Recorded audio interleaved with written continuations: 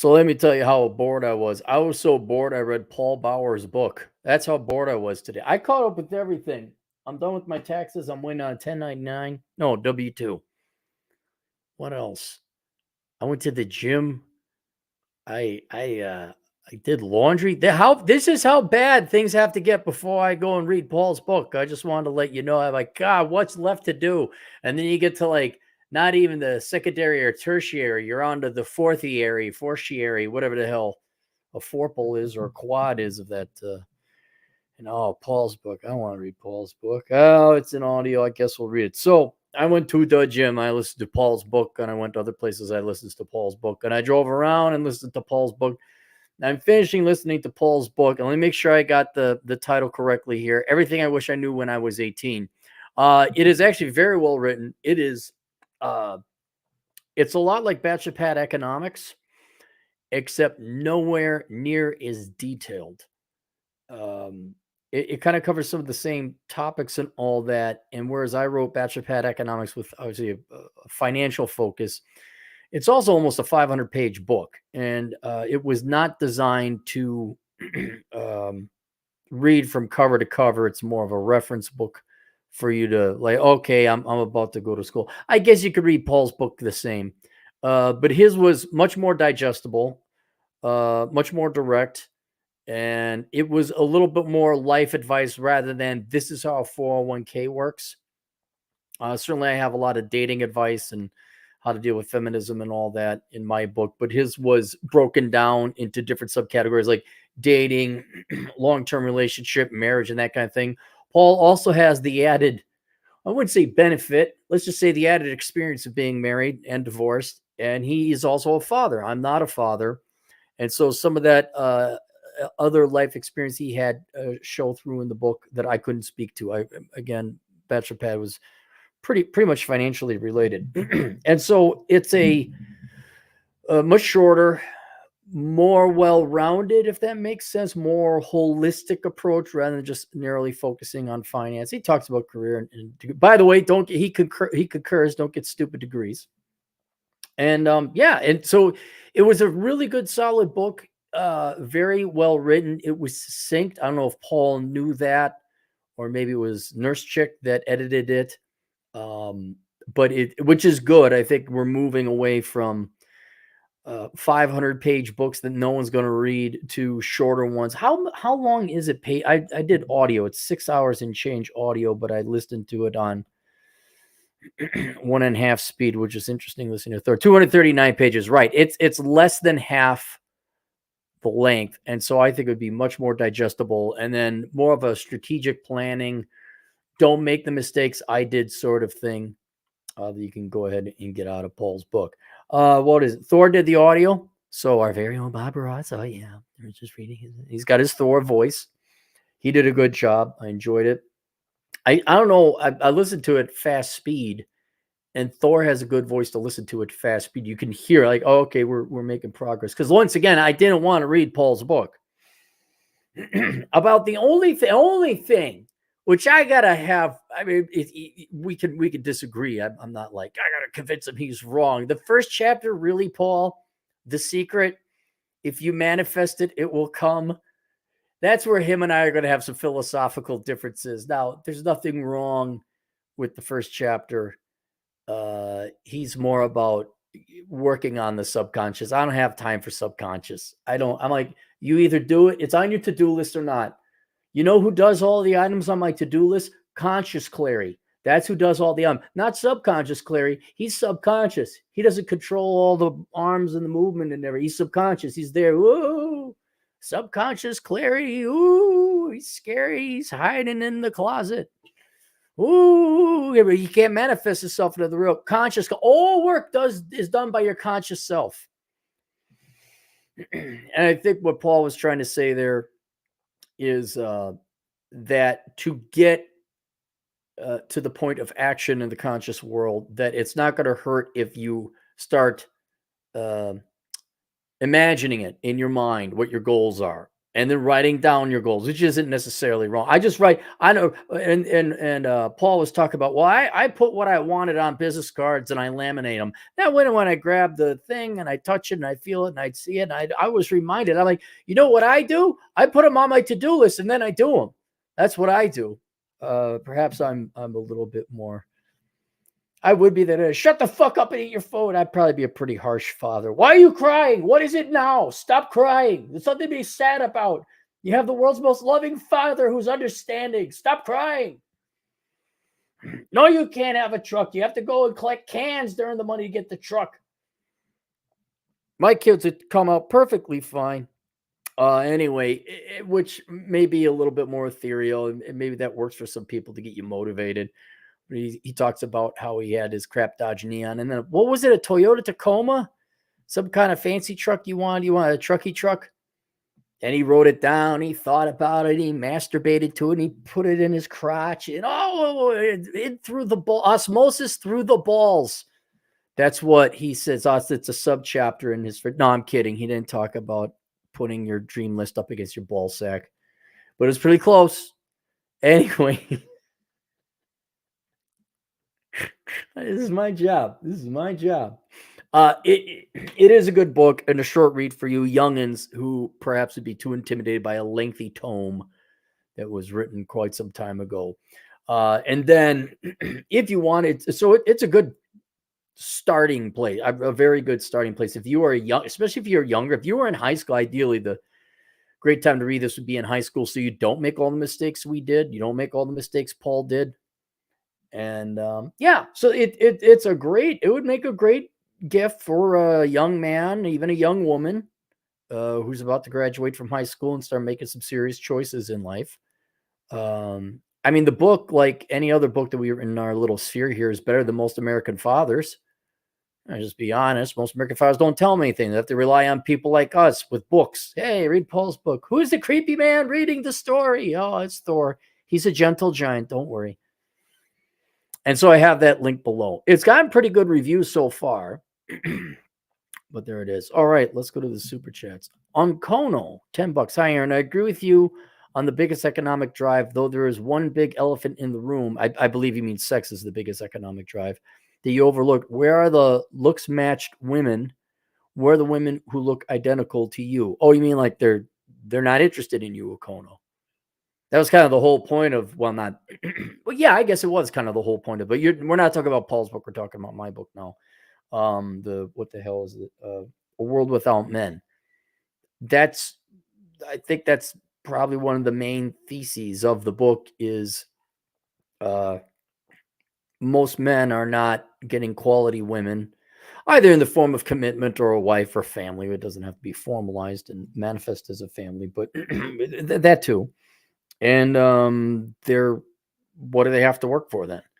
Not only in a spiritual, philosophical, go get them, point and purpose, existential reason, but also financial reason.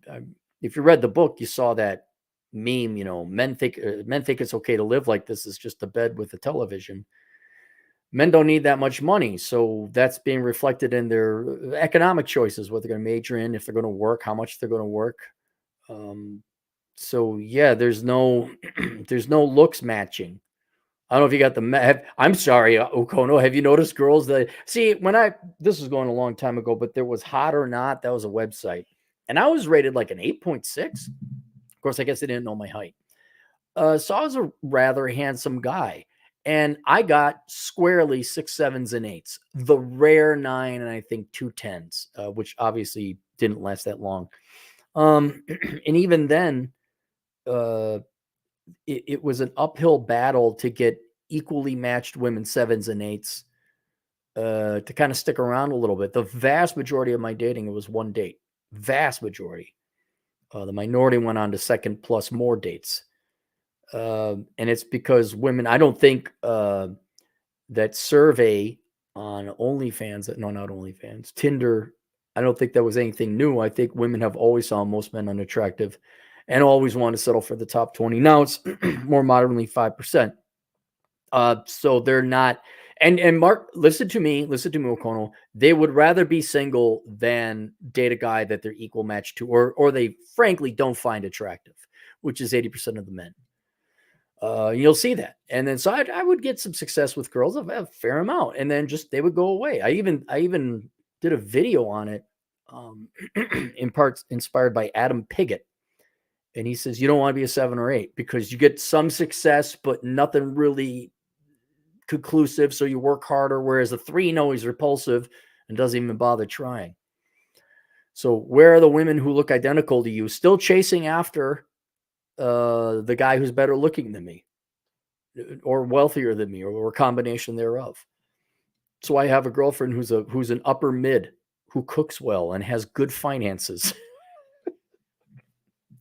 and 98% of the time obeys. That's why you want to go date like you go wrestle Mustangs, man. I'm tired. I want a nice obedient pony. I want a shiny pony. Thomas Ballantyne. Oh, by the way, Tom, I missed your super chat. I am going to get to those later on. You had one a couple videos ago. Keep making fun of Light My Fire. Fuck that song. It makes fun of itself all the time. Isn't it interesting how the hippies and the boomers all aged? Like they are the butt end of a joke now. I wonder how the millennials and Zoomers who hate them so much when they do the exact same mistakes and have the exact same philosophy where they lie to their children just as much, except they added lies like, yeah, you should go through a sex transition. You're 14, you know what you're doing. Oh, you might be a girl. Oh, yeah, like shouldn't you wait till he or she gets to be the age? Can you stop posting your daughter on the internet because you're so excited and you're attention whoring as a single mom? Could you just stop that for a second? That generation with the ridiculous hair color and their emo and their nose piercings, they are going to age horribly. Future generations are going to look at these freaks. Look at these fuck ups. Oh my God. No, he didn't serve in the military. No, he hadn't been to the Grand Meridian. He just decided to get all those tattoos on his own. John Calabro, 5 Australian. Hey, Aaron, back in the 70s, Mao offered Nixon 1 million Chinese women to be sent to the USA. What effect would this have had on the USA? Well, he would have made, the population back then was 200 million. So it actually would not have had that much of an effect. Men would have been happier, sure. There would have been more mixed race American children, I guess. RIQ might have gone up a little bit. What else? We'd have a lot of people better at math. Some more computer programmers. It would have been a net positive. I think it would have been a net positive. Adam Schmidt, $2. Off topic. It's just a couch. Great Gen X flick. Interesting. You think that's a Gen X flick because it starred Kevin Spacey, and he's a boomer. But Gen X did see it, and they didn't take one damn lesson from it. They all kept on getting divorced because, come on, baby, light my fire. Ukono, $5. I meant in the old days, we get married and would want to have children that look like them. Hang on, I got to read your original one.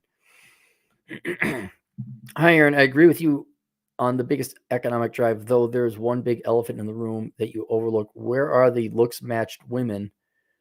Where are the women who look identical to you? And then you say, I meant in the old days, would get married and would want to have children that look like them. Oh, you mean where are the women that willingly got married to men because they wanted children to look like the guy that they were equally physically looks matched to? I'm being serious. I'm not. It's not shtick. Just so you know, I think my premise is right. I don't think most women like men all that much. Going back in history, I think this is where you hear them say, we're liberated from men. I think they really, as a group, women generally, the majority of time, settled for men they weren't necessarily happy settling with and didn't necessarily find attractive. So I think maybe the 50s television shows or Disney kind of painted an overly optimistic picture. I think most women, if you want to use the word kept, is the correct way to describe it. And now that, through work and technology and welfare state or whatever, women don't need men. You're seeing their actual real interest in men. That's my theory. But I'm pretty me personally, for my own purposes, I'm calling it fact because that's all what the data shows. And I can impart myself or remove myself from data or preference or preference or outcome. I just look at the data and say, yeah, I think, this doesn't look like a group of people that likes the other group of people. The numbers would be completely different. If women like men, the numbers would be completely different. And I'm like, look, this is not a group of people that likes men. They don't hate men. And if you're this type of man, if you're up here on the top, they really, really like you. But generally speaking, um, they gave men children so that the man could go work the fields and survive. And that's why they hooked up with men. PI, $2. What books of yours should I get my 19-year-old brothers? What, you got twins? What could you get them? I would say, I guess Bachelor Pad Economics would be the best one because it covers everything at that age. Otherwise, I would look at Worthless, the Young Person's Indispensable Guide to Choosing the Right Major. Ironically, I would not get them the Book of Numbers, the Menu, or World Without Men. I think that's too dark. I think you should warn them about the risks of pursuing women. Maybe you get them the Book of Numbers. Maybe. But I would still hold, I want them to go out. I want them to have a positive view and opinion of women, or at least not tarnish. I want them to form their own opinion of women based on how their women treat them of their generation. It could be different. I want them to ask girls out. I want them to get a couple bloody noses. I want them to get rejected. And then maybe when they're 21, you say, okay, how was it chasing girls the past couple of years? I say, oh, all right, now read this book. And that's when I'd give it to them. Yeah, but Bachelor Pad Economics and Worthless would be the two to start with. Garrett Howard, $2. Currently taking probability and statistics. You missed the class cap? Not really. I didn't mind statistics. There's some really cool stuff you could do with it, but we're talking 25 years ago I took it.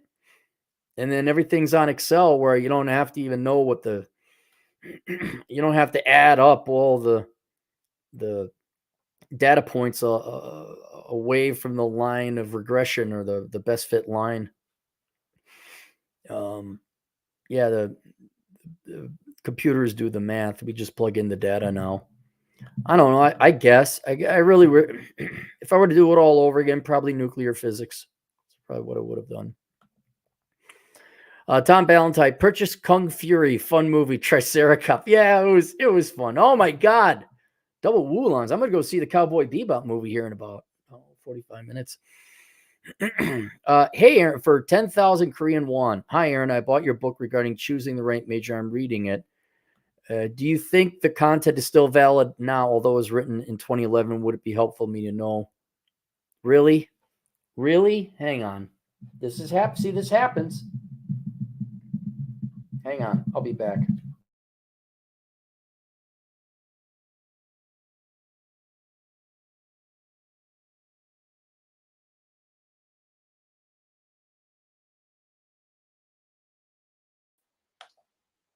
Am I here? All right, I'm here. There we go. Oh, technology. They did it so well. Do you think the content would be helpful to me of Korean? Well, yes, I still think it's helpful. And not only would you have to adjust for inflation, I guess adjust for an exchange rate. Yes, because nothing's really changed. The hard fields pay the most because people are lazy sacks of shit and they don't want to study hard shit. They think they're going to win and get lucky, and they're gonna go and become a journalist with a journalism degree, or they're going to become whatever, some wealthy teacher. So I don't know. Uh, Engineering is still good. Accounting is still good. And yeah, it would be helpful for Korea. Now, I'm not terribly familiar with the Korean labor market. And I do know, culturally speaking, Asians tend to push their children into sane, productive fields. So there might actually, ironically, be a glut of engineers or doctors. But it's also one of the main reasons South Korea, anyway, is has an economic miracle essentially in the past 50, 60 years. So yeah, but I would then supplement that book with looking at starting salary data for different majors in Korea because you guys may ironically have a surplus. Like the trades could be really good in Korea. I don't know. I mean, go look at labor data. That'll tell you what's in demand. Nonstop Drake, $2. Can you clear your throat again for the trolls? No, I don't know if he was a troll. He seemed pretty pissed off, but I like the fact that he likes the show. $2. A country's women obesity rate equals the percent dislike of men, or disinterest would be a more accurate word. But yes, women, they might even be interested in men. They just are interested in food more, or sloth. PI, $2. Thanks, Cappy. I appreciate it. No problem. What did I do? John Calabro, $5 again. What are your thoughts on Box Day's idea in sociosexual hierarchy? Theodore Beale, you mean alpha, beta, sigma, delta, that? I mean, it's a nice model, I guess, to understand and categorize men. I don't know, like how useful it is beyond kind of putting a label on different male behavior. I do believe there are such things as alphas and betas and sigmas, and where I lost it was like deltas. What's delta? I don't know what a delta or an omega, but I think aren't the omegas like the uber nerds? Like they have no.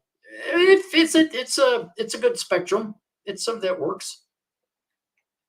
Sam Whiskey, the most American name in America. $5. Cappy, have you seen the movie Mars Needs Women? No, I haven't. Super Gang, 279 Canadian, 27-year-old virgin son husband here. Hi. Oh, you're the son husband because your mom screwed up and is now. Yeah, well, you're gonna have to help yourself, buddy. You can choose not to be a virgin. You just go hit the gym and ask a lot of girls to get shot down. Tell your mom no. There's your advice, free advice. Tell your mom no. And you're gonna have to hopefully you're not living at home. Alex Patino or Truck Driving Latino in the field. Cappy, angry today. It's because I caught up on everything. I'm done with taxes. I got all this piddly little shit done. There's literally nothing for me to do. So I'm going to go see Cowboy Bebop, the movie, tonight in the theaters. And then I don't know what else I'm going to do. It's weird. It's just totally weird. Like, oh, what do I do? I don't know. Do I go to the coffee shop? Or do we get some? What do I do? I played The Witcher 2, and I don't have the patience for it. There's a lot of talking in that one. Yeah, I'm not angry today. Got some good sleep. I'm tired though. I'm pretty much gonna go watch the movie, come home, and go to bed. Sam Whiskey again, $5. Cappy, is an affirmative hire an intern? Is an affirmative hire an intern position? Well, you got me, Sam. I don't know you mean affirmative action hire or an affirmative hire? I don't know. Do you need me to look shit up for you? Why is everyone giving me super chats and questions while I'm doing Paul's book? Affirmative hire. All it comes up is affirmative action. I think maybe they're just abbreviating an affirmative hire instead. They just get rid of the action because that's what it looks like here.